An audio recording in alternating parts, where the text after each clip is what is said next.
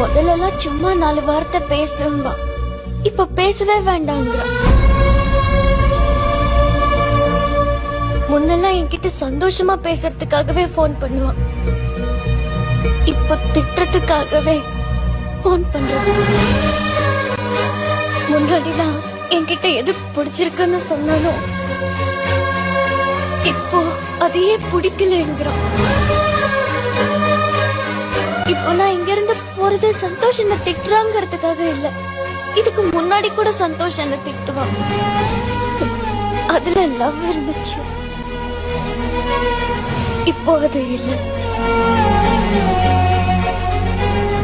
எங்க வீட்ல நான் ஒருத்தி மட்டும் இருந்தப்ப கூட தனியா இருக்கிறதா ஃபீல் பண்ணதில்லை.